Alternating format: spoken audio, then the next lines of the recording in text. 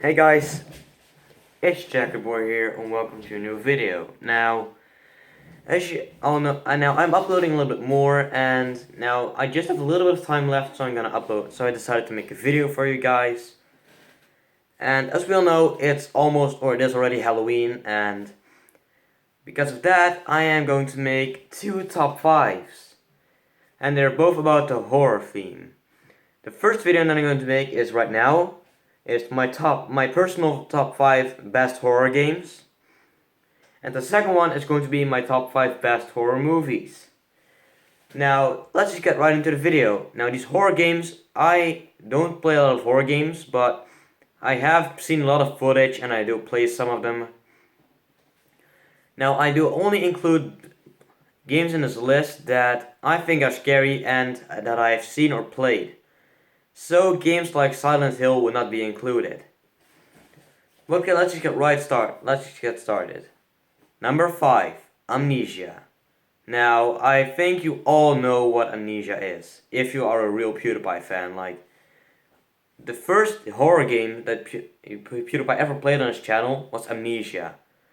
I think they're from 2008, I don't know. But yeah, Amnesia is really creepy because of the creatures that you have in there called the Gatherers, and yeah. The game is just horrifying if you get chased by them and also just looking at them.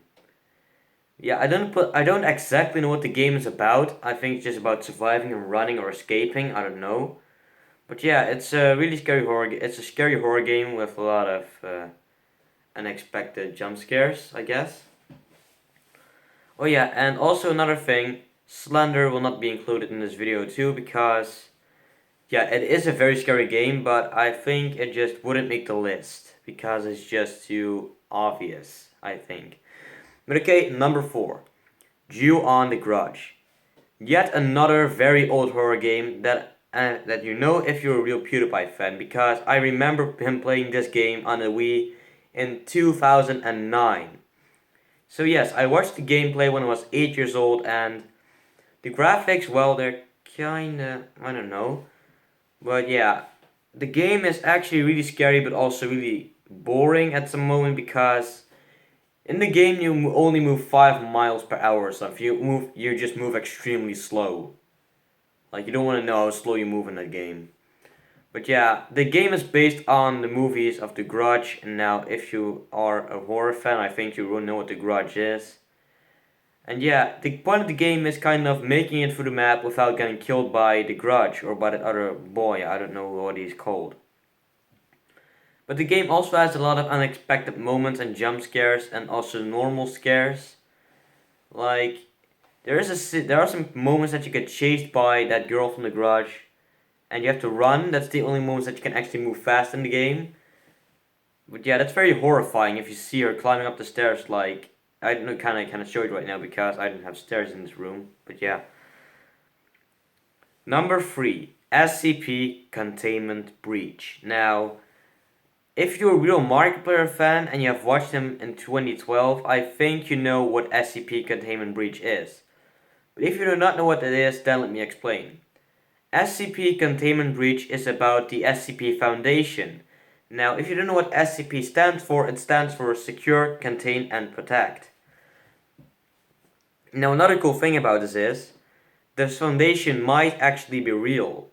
And in this game, you play as a member of the Class D personnel and you have to perform a test on one of the SCPs. Well, you're not going to test him, you are a test subject that's getting used for test. You're getting locked inside a room with 2 other Class D personnel members, and then the worst thing can happen. The door malfunctions, and the SCP that you are experimenting on, I don't know a number, but he's called the Sculpture, and if you blink or look away when he's not being observed, he will move very fast and will kill you by breaking your neck. So the game starts by that he will act that is a containment breach, as the for the name SCP Containment Breach, that one of the SCPs break free, the power goes out, and most suddenly all the SCPs break free. And now what you have to do in this game is your only point in the game is to escape. But that sounds really easy, but it isn't, because the facility that you're locked inside and you have to escape is humongous. Actually, really huge, really big. It will take you hours to get out. And also, there's not only one SCP after you that tries to kill you, no. There are more than 15 SCPs after you trying to kill you. And the whole facility is built like a maze. And also the most horrible thing is, the power is also out, so it's extremely dark and you have no flashlight. You can only see only 2 meters, I don't know. But it's really dark, and when something approaches you, you can only see it when it's like this close to you, I guess. Yeah, this close. So yeah, very horrifying. And I also like this game because my favorite SCP is in it, SCP-049. But yes, number 2. FNAF 5 Nights at Freddy's 1, 5 Nights at Freddy's 1, 2, 3, 4, and sister location. Now, why do I put this on number 2? Very simple. It's just because I really love Five Nights at Freddy's. Because of the secret story behind it. Like, if you are a real FNAF fan or you're looking for Easter egg hunter, you should know about the story of Five Nights at Freddy's. How it started with like the Bite of 87 by, spoiler alert, Fredbear, and how it has been going on. Like, I think I actually know the real story, the entire story now, but except for Sister Location, because that's the newest one and I had to find it out.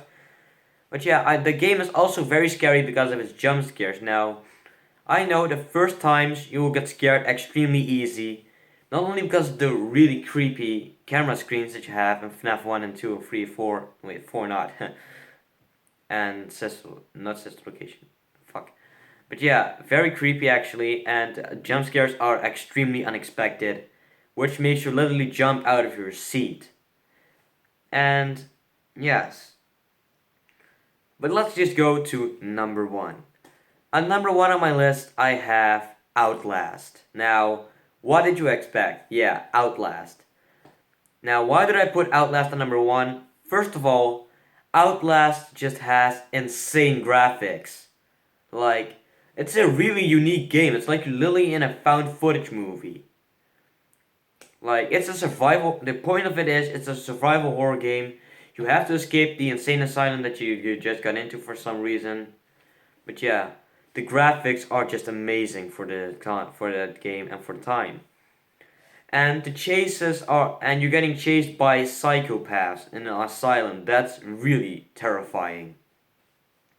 And if I am right, if you have the DLCs for Outlast, you also get your dick cut off by some psycho, I don't know.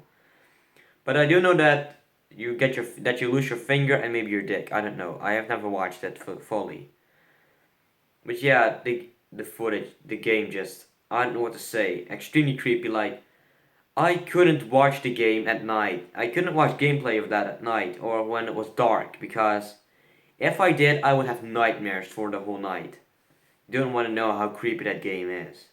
Now, I think you already know because it's an extremely famous horror game, but yeah. Thank you guys for watching, and I'll see you in the next top 10. And before I go, I actually did also draw a little bit of stuff, like, before I just exited. Like, before I started making the video, I also decided to draw a little bit, so I just made this really quick. Yeah, my persona, I know. But yeah, that's just what I wanted to tell you, and I will see you in the next video, which will hopefully be next week, or actually, I hope this week, like Monday or Saturday. At least I hope in that week. But yeah, thank you guys so much for watching, and I will see you in the next one. Goodbye.